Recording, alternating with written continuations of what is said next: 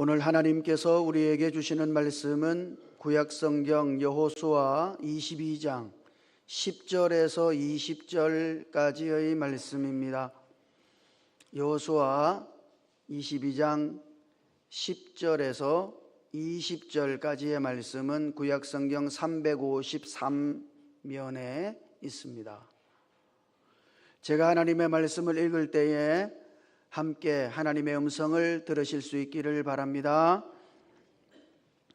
르우벤 자손과 갓 자손과 므낫세 반지파가 가나안 땅 요단 언덕가에 이르자 거기서 요단가에 제단을 쌓았는데 보기에 큰 제단이었더라. 이스라엘 자손이 들은즉 이르기를 르우벤 자손과 갓 자손과 므낫세 반지파가 가나안 땅의 맨 앞쪽 요단 언덕가 이스라엘 자손에게 속한 쪽에 제단을 쌓았다 하는지라. 이스라엘 자손이 이를 듣자 곧 이스라엘 자손의 온 회중이 실로에 모여서 그들과 싸우러 가려 하니라.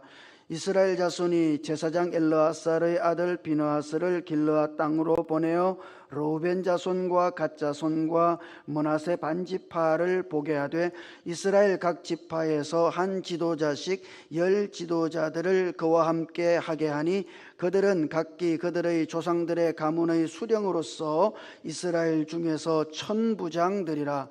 그들이 길르앗 땅에 이르러 르우벤 자손과 갓 자손과 므낫세 반지파에게 나아가서 그들에게 말하여 이르되 여호와의 온 회중이 말하기를 너희가 어찌하여 이스라엘 하나님께 범죄하여 오늘 여호와를 따르는 데서 돌아서서 너희를 위하여 제단을 쌓아 너희가 오늘 여호와께 거역하고자 하느냐.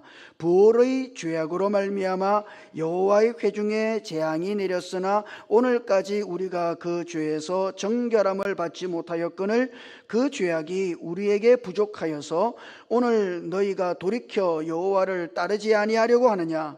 너희가 오늘 여호와를 배역하면 내일은 그가 이스라엘 온 회중에게 진노하시리라. 그런데 너희의 소유지가 만일 깨끗하지 아니하거든 여호와의 성막이 있는 여호와의 소유지로 건너와 우리 중에서 소유지를 나누어 가질 것이니라. 오직 우리 하나님 여호와의 제단 외에 다른 제단을 쌓음으로 여호와를 거역하지 말며 우리에게도 거역하지 말라. 세라의 아들 아간이 온전히 바친 물건에 대하여 범죄함으로 이스라엘 온 회중에 진노가 임하지 아니하였느냐.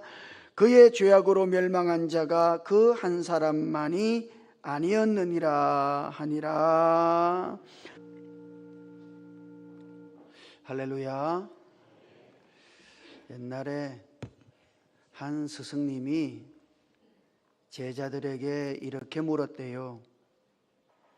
하나님께서 태초에 빛을 창조하신 후에 빛과 어두움을 나누셨다. 그리고 빛을 낮이라고 칭하시고 어두움을 밤이라고 칭하셨다. 자, 그러면 낮과 밤을 쉽게 구별할 수 있는 방법은 무엇일까? 여러분, 낮은 어디까지입니까?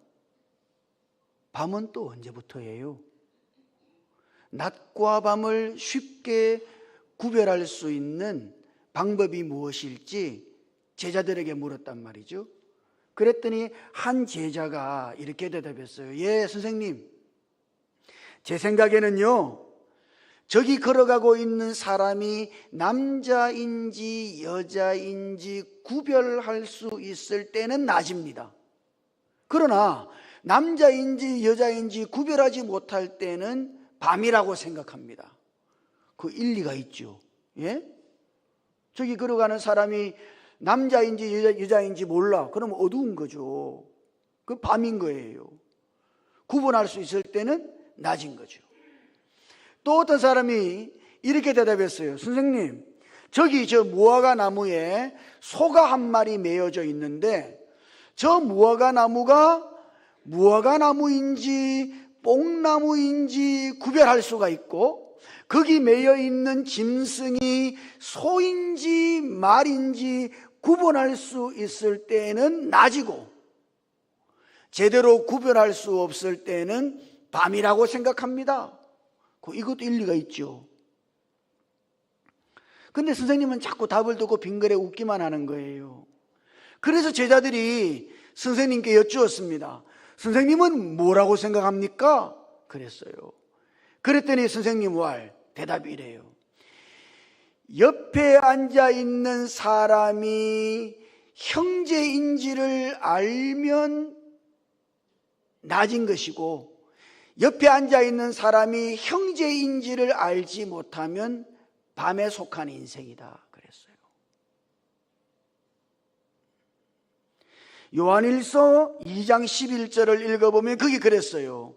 그의 형제를 미워하는 자는 어디에 있고 어둠에 있고 또 어둠에 행하며 갈 곳을 알지 못하나니 이는 그 어둠이 그의 눈을 멀게 하였습니다. 그러니까 옆에 있는 사람이 형제로 보이지 않아요. 그래서 그 형제를 사랑하지 않는 사람은 이미 어둠 속에 있는 사람이에요. 어둠 속에 행하고 있는 사람이고 그는 눈이 먼 사람이 되는 것이죠. 다들 저만 쳐다보고 있는데 옆에 있는 분 한번 보세요. 어떻게 보입니까? 형제처럼 보입니까? 예? 그러면 말하세요. 우리는 형제입니다 하면 그렇게 이야기합시다. 시작. 그렇게 안 보이시는 분도 있는 것 같은데 옆에 앉아있는 사람이 진짜 형제처럼 보여서 형제는 어때요? 사랑스럽지. 그렇게 사랑스러워 보이면 그는 낮의 인생을 살아가고 있는 사람이에요. 그런데 옆에 앉아있는 사람이 그렇게 보이지를 않아. 그러면 밤의 인생을 살아가고 있는 사람인 겁니다. 오늘 말씀을 이해하려고 그러면은 우리가 이 배경을 좀 알아야 되는데요. 이스라엘은 12지파가 있잖아요. 그죠? 그 야곱의 12아들들을 따라 12지파가 있잖아요. 그 12지파 중에서 르우벤과 갓과 므낫세 지파의 사람들은 최강의 전투력을 가진 사람들입니다. 우리도 그렇잖아요. 자식들 키우다 보면 12명의 아들들 중에 어떤 아들은 센 아들이 있고 어떤 아들은 또 약한 아들들이 있잖아요. 그거 똑같아요. 그 이스라엘 12지파에서 전투력이 가장 강한 지파가 있다면 르우벤과 갓과 므낫세 지파 사람들입니다. 근데 이 12지파가 애굽에서 나와가지고 광야를 유리했지 않습니까? 그 광야를 유리하던 중에 미디안 광야에서 산악기로 유명한 여러 부족들의 연합군과 전쟁을 했어야 될 때가 있었단 말이죠. 그런데 그 전쟁에서 르우벤과 갓과 므낫세 지파 사람들이 전투력이 가장 세니까 이 사람들이 제일 선봉에 나서 가지고 그 전투를 치렀어요. 그리고 이스라엘 백성들이 그 전쟁에서 이겼습니다. 그 당시 전쟁에서 이기면 전리품을 취하잖아요. 그 전리품이라고 하는 게 다른 게 아니라 가축들인 거예요. 주로 가축들이요. 그래서 이 전리품을 이스라엘 12지파에게 다 나눠줘야 되는데 전공에 따라서 12지파에게 전리품을 나눠줬다고요. 그러니까 전리품을 가장 많이 받은 지파는 르우벤과 갓과 므낫세 지파인 것이죠. 그래서 이 르우벤과 갓과 므낫세 지파는 가축을 많이 거느린 지파가 된 거예요. 여러분이 광야를 가보시면 알겠습니다만 광야는 사실은 이런 목초지를 구하기가 대단히 힘든 곳입니다. 가축은 많이 가지고 있는데 그 가축을 먹일 만한 목초지는 잘 찾기가 힘들어요. 그런 어려움이 있단 말이죠. 자, 그러니까 가축을 많이 거느린 르우벤과 갓과 므낫세 지파도 그런 어려움이 있었겠죠. 그러던 중에 이스라엘 백성들이 가나안을 점령하기 위하여 가나안 땅 동쪽 편에 딱 이르렀는데 그 동쪽 편 땅을 보니까 이거는 너무 좋은 목초지인 거예요. 그래서 르우벤과 갓과 므낫세 지파 사람들은 모세에게 건의를 한 거죠. 우리는 저 요단강 건너편, 서쪽 건너편이 아니라 이 동쪽 건너편에서 기업의 땅을 분배받겠습니다. 그렇게 말한 거예요. 그러니까 모세가 그 말을 듣고 화가 불같이 났단 말이에요. 왜? 지금 요단강 동쪽에서 요단강을 건너서 요단강 서쪽에 있는 가나안 족속을 쳐서 그들을 몰아내야 되는데, 지금 그런 정복 전쟁을 앞두고 있는데 이 세 지파, 그것도 전투력이 가장 강한 세 지파 사람들이 동쪽에 머물러 있겠다고 말하니까 그게 얼마나 괘씸한 거예요. 그래서 모세가 안 된다고, 절대로 그래서는 안 된다고 그랬더니 이 세 지파의 리더들이 절충안을 냈습니다. 그 절충안이 뭐냐 그러면, 여자들하고 아이들 있죠. 이 여자들하고 아이들은 이 동쪽, 요단강 동쪽 좋은 목초지에 가축들과 함께 남겨두고, 남자들은 이스라엘 나머지 지파와 함께 요단강을 건너가가지고 가나안 사람들과 전쟁을 치르는 그 정복 전쟁을 끝까지 치르겠다고 그렇게 약속을 한 거예요. 그 절충안이 모세가 보기에도 좋아서, 그러면 너희들은 여기 요단강 동편, 여기 좋은 목초지에 여자와 아이들과 가축들은 놔두고 너희 남자들은 이스라엘 나머지 지파와 함께 요단강을 건너서 요단강 건너편에 있는 가나안 족속을 몰아내는 전쟁을 치르자. 그래서 전쟁을 치르게 된 거예요. 그 전쟁이 약 7년 정도 계속됐습니다. 오래됐죠. 그 7년 정도 전쟁을 딱 치르고 나니까 전쟁이 끝났어요. 그리고 요단강을 건너왔던 이스라엘의 나머지 지파 사람들도 그 가나안 땅에서 기업의 땅을 분배를 받았습니다. 다 분배받은 거예요, 이제. 그러면 전쟁을 치르러 왔던 르우벤과 갓과 므낫세 지파 사람들은 다시 요단강 동쪽으로 돌아가야 될 거 아니에요? 그죠? 자기 식구들이 거기 있으니까. 자, 그래서 여호수아가 그들을 축복하고 권면하면서 그들을 요단강 동편 땅으로 돌려보냈는데, 그때 이 문제가 발생한 겁니다. 이 사람들이 요단강을 건너서 자기 식솔들에게로 돌아가는 길에 요단강 가에다가 큰 제단을 하나 세웠어요. 이것이 문제가 된 겁니다. 그 당시 이스라엘 사람들의 제단은 어디에 있어요? 가나안 땅 실로라고 하는 곳에, 거기 성막이 있고 그 성막 있는 곳에 제단이 딱 하나만 있어요.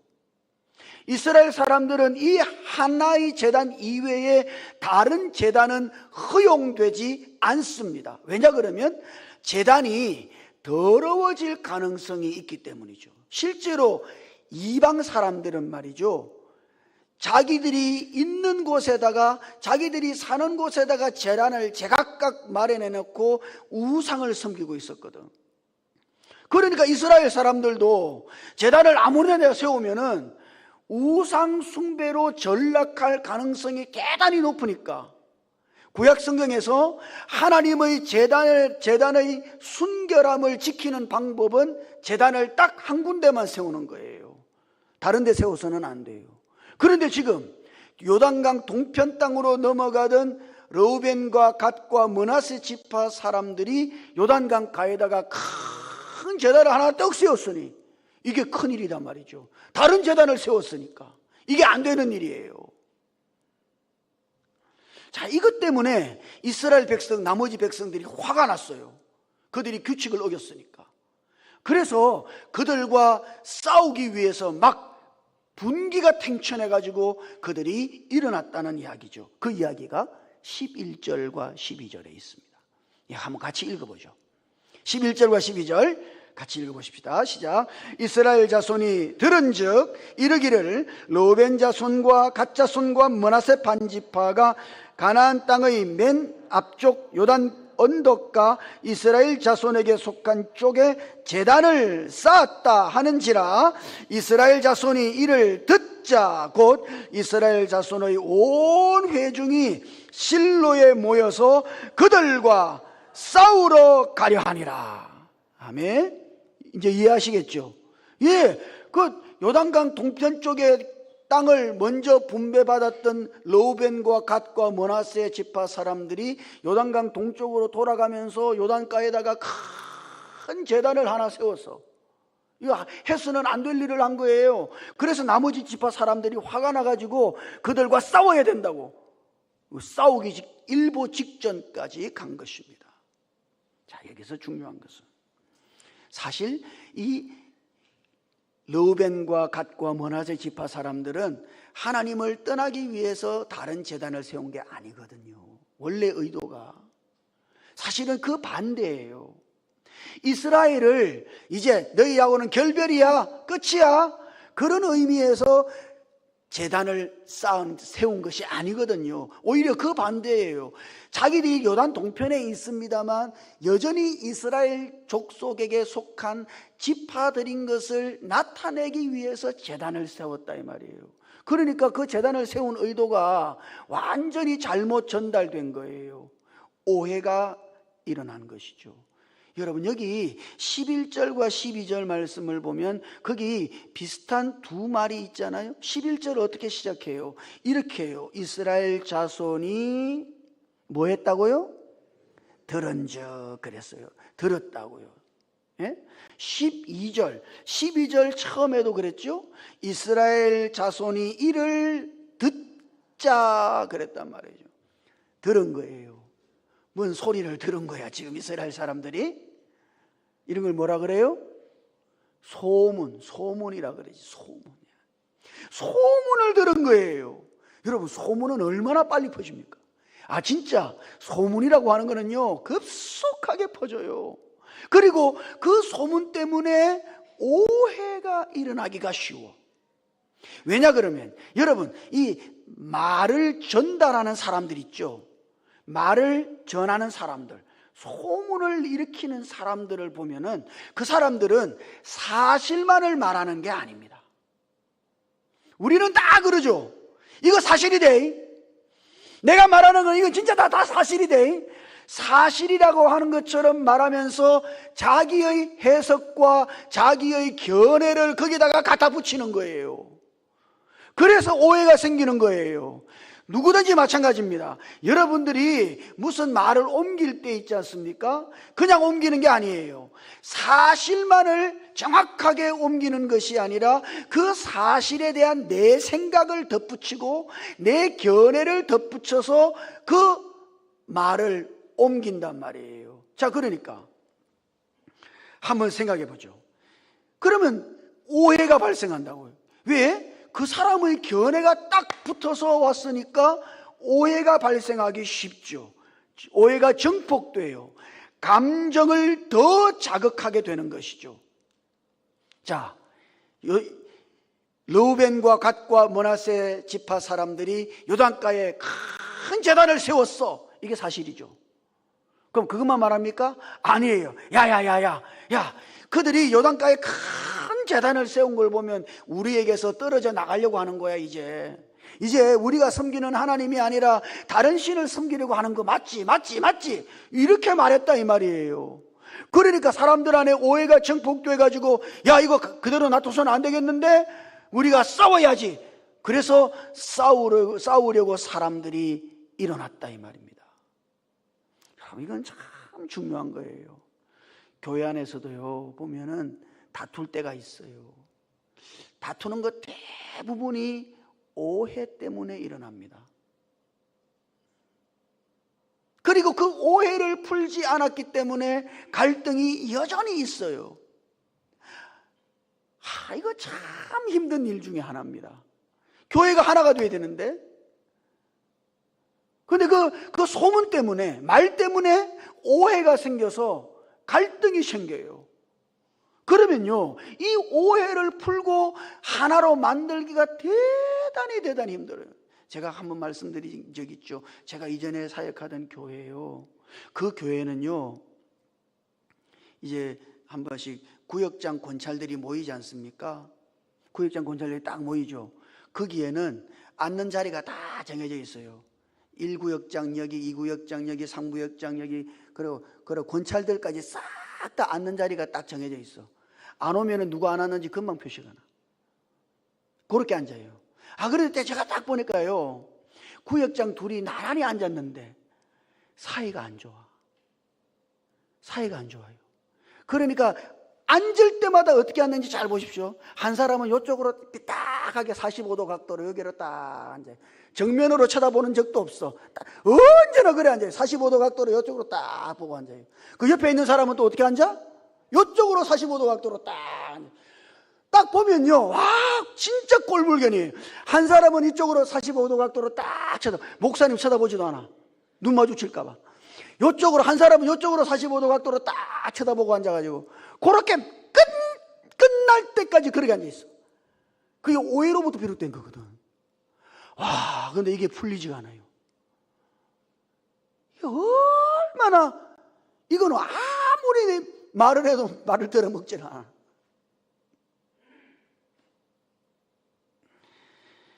교회에서 말이라고 하는 것은 참 중요한 겁니다. 우리가 흔히 뒷담화라고 하는 거 있잖아요. 뒷담화. 흔히 우리가 이걸 이제 뒷담화 깐다 그러고 뒷담화 친다 그러는데, 우리 그 원래는 뒷담화입니다. 뒷담화. 뒤에서 말한다 이 말이에요. 근데 담화라고 하는 말이 일본말 공을 의미하는 담화하고 비슷하잖아요. 담화. 공이 일본말로 담화잖아요. 그래서 그 뒷담화인데 그걸 그냥 뒷담화 그러니까 그게 구슬인 줄 알고 뒷담화 친다 그러고 뒷담화 깐다 그러는 거예요. 조사해 보니까요, 직장인들 중에 5명 중에 3명은 하루에 30분 이상 뒷담화 깐대요. 그거 아세요? 30분 이상 이걸 뒷담화를 까야 스트레스가 풀린대.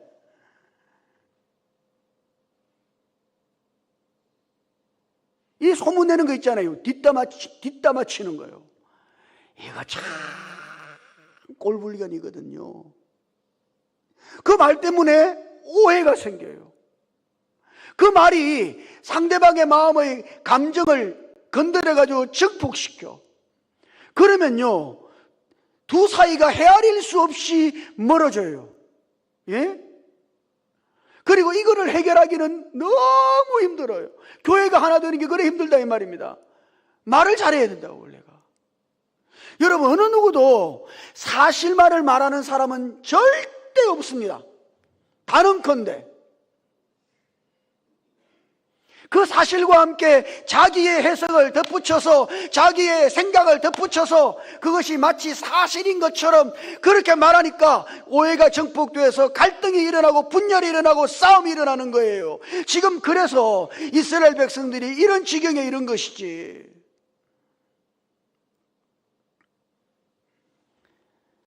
교회 안에 있는 사람은 하나 되기를 원하거든 말을 참 예쁘게 하는 법을 배워야 돼요. 우리는 그렇게 말하는 법을 잘 배우지를 못했어. 그죠? 너무 밉게 말해. 한마디, 진짜 내가 한마디 할게요. 예? 속된 말.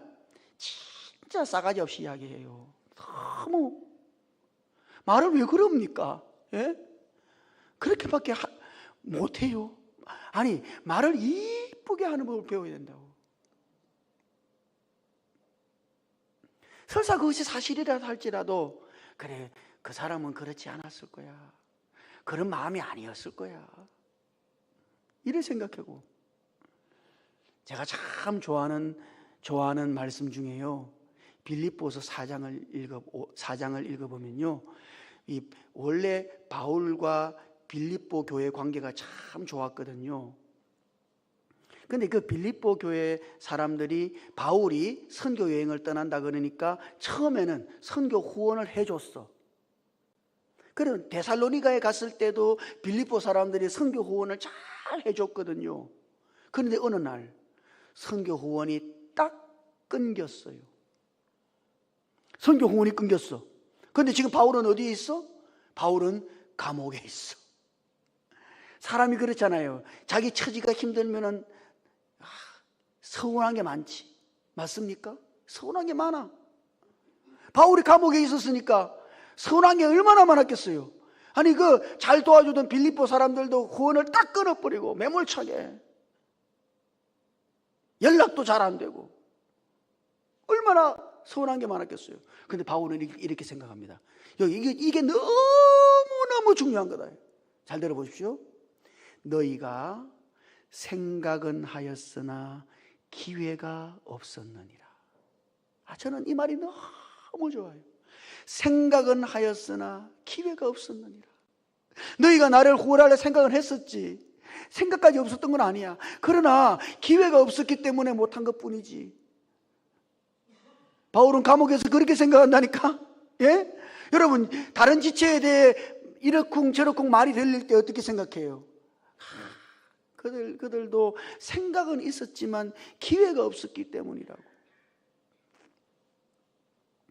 어른들 계십니다만 나이 들수록 속상한 일 많죠. 서운한 일 많고, 이 자식은 이래서 서운할 때가 있고 저 자식은 저래서 서운하고, 때로는 전화도 자주 안 하고 빼기도 안 보여요. 아이고, 서운하면요 자기 속만 끌어. 어떻게 생각해야 돼요? 예, 생각은 하였으나 기회가 없었겠지. 전화하려고 생각을 했는데 기회가 없었겠지. 이렇게 생각해야 된다 이렇게. 예?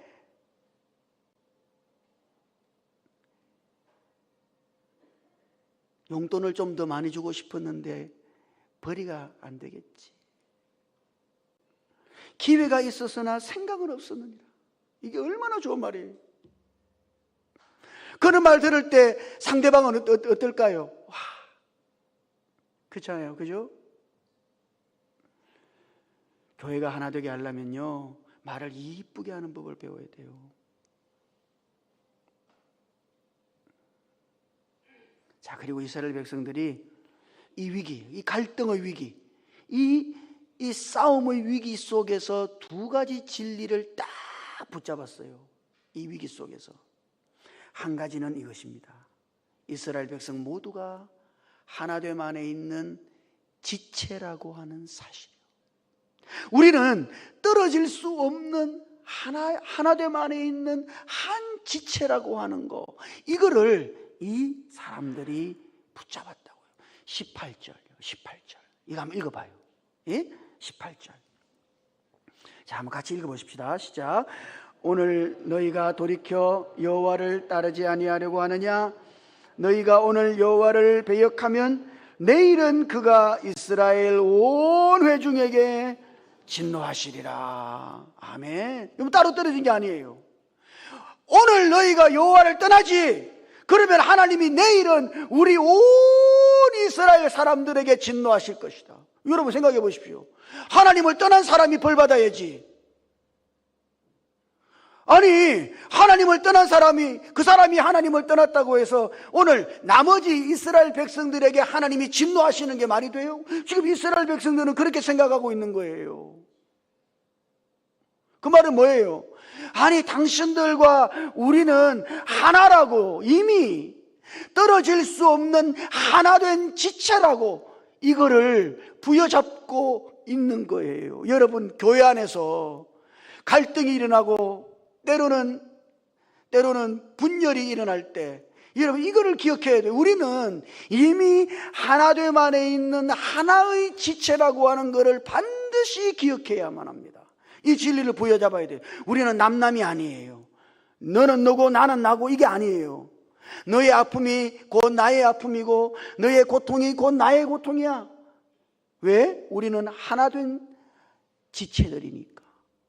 그렇게 우리가 우리 스스로를, 우리 지체들을 그렇게 생각할 수 있어야 되는 거죠.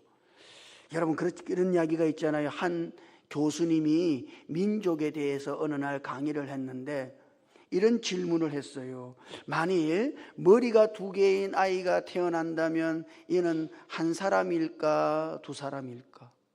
머리가 두 개예요. 몸은 하나야. 한 사람입니까 두 사람입니까? 어떤 제자가 그랬대요. 아이고 뭐 교수님 머리가 둘이니까 두 사람이죠. 그 두 사람으로 쳐야 됩니다. 그거는. 그랬더니 또 다른 제자가 무슨 소리 합니까? 머리가 둘이라도 몸이 하나잖아요. 몸이 하나. 그러면 한 사람이지. 그때 교수님이 이렇게 대답했대요. 이쪽 머리에다가 뜨거운 물 부었는데 다른 쪽 머리가 아 뜨거워 그러면 그건 한 사람이다. 이해는 하셨네? 이해는 하셨어. 예? 근데 이쪽 머리에 뜨거운 물을 부었는데 이 다른 쪽 머리가 가만히 있어. 그 두 사람이에요, 두 사람. 그건 두 사람. 우리가 하나라는 의미가 뭐예요? 그런 거예요. 이 사람의 아픔이 나의 고통이야. 한 지체가 고통을 당할 때 나도 고통을 당한다고. 여러분, 어떤 일이 있더라도 우리 사이에, 우리끼리, 예? 어떤 일이 있더라도 이걸 부여잡아야 돼요. 우리는 이미 하나됨 안에 있는 한 지체들이라고 하는 사실을. 두 번째, 이 사람들은요, 자기가 손해볼 생각을 했습니다. 하나됨을 위하여. 19절에 그런 말이 있어요. 19절에 보니까 야야야야, 르우벤과 갓과 므낫세 반지파 사람들, 너희가 건너간 땅이 그 마음에 안 들어? 이제 마음이 바뀌었어? 그러면 이쪽으로 와. 우리 땅 받은 거 있지? 그거 우리가 나눠줄 테니까 이쪽으로 오라고. 예? 우리 떠날 생각하지 말고 너희들 우리 이쪽으로 넘어오라고. 괜찮다고. 우리가 받은 땅 있지? 그거 나눠줄 테니까. 자기의 기득권을 포기하기로 결심한 거죠. 자기가 손해를 보기로 결정한 거예요. 여러분, 하나됨은 어떻게 지켜집니까? 예, 반드시 누구는 손해를 봐야 하나됨이 결쳐져요. 손해볼 각오를 적어도 해야 된다 이 말이에요. 손해볼 수 있습니까? 왜 끝까지 싸웁니까? 아이고, 손해보는 인간은 없어. 나는 절대로 손해볼 일이 없어. 손해보지 않아? 그럼 어떻게 돼요? 갈등은 끝까지 가는 거예요. 자기 걸 내놔야지. 손해볼 생각을 하고, 예? 하나됨을 위한. 지금 이스라엘 백성들이 그런 거예요. 내가 손해를 볼게. 내 걸 내놓을게. 내가 양보할게. 그리고 우리가 하나 되자고. 여러분, 교회는 말이죠, 그리스도인들은 말이죠, 원래부터가 하나됨을 이해하면서부터 시작하는 겁니다. 무슨 말인가 하면요, 우리가 예수 믿을 때요, 어떻게 믿었어요? 나는 죄인이거든. 그죠? 나는 죄인이야. 그래서 예수 믿은 거 아닙니까? 난 죄인이에요. 그 사람이 아무리 잘났든지 나는 죄인이야. 그 사람도 죄인이고 나도 죄인이고. 여러분, 우리가 이렇게 모였습니다만, 얘 옆에 있는 우리들 모두가 다 죄인들이에요. 똑같아. 다를 게 하나도 없어. 다 똑같아요. 그러니까 우리는 다 똑같은 한 사람들인 거예요. 다 죄인들이니까. 우리가 이 믿음의 시작부터 우리는 하나됨을 이해하고 시작하는 거예요. 하나 될 수밖에 없어. 왜? 우리는 모두 다 죄인들이니까.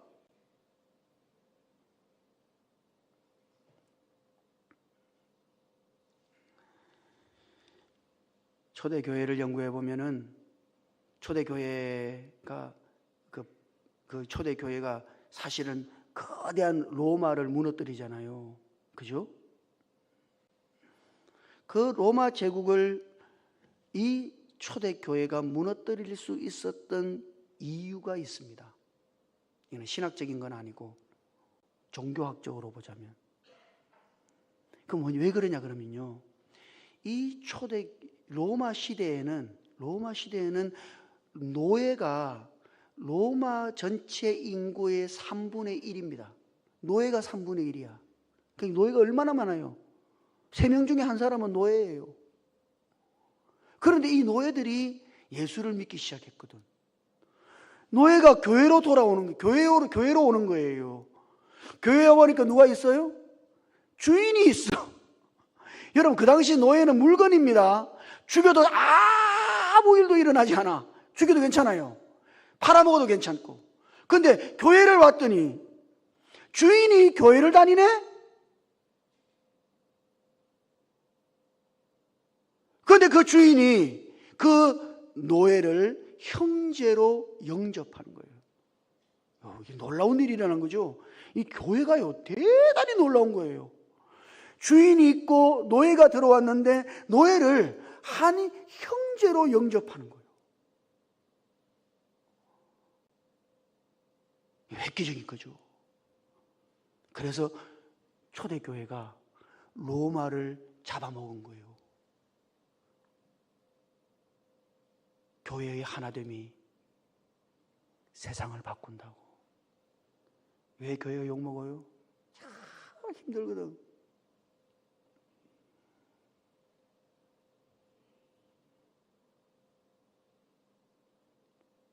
여러 갈래로 나눠져 가지고 지들끼리만. 그러나 교회가 다 하나가 될 때 그때 복음의 역사는 나타나는 거예요. 우리 교회가 이런 하나됨 안에 있는 교회일 수 있기를 주님 이름으로 축복합니다. 그리고 여러분들이, 저와 여러분들이 이 교회의 하나됨을 이루어가는 화해자들로서 우리가 우리의 삶을 드리며 살아갈 수 있기를 주님 이름으로 축복합니다.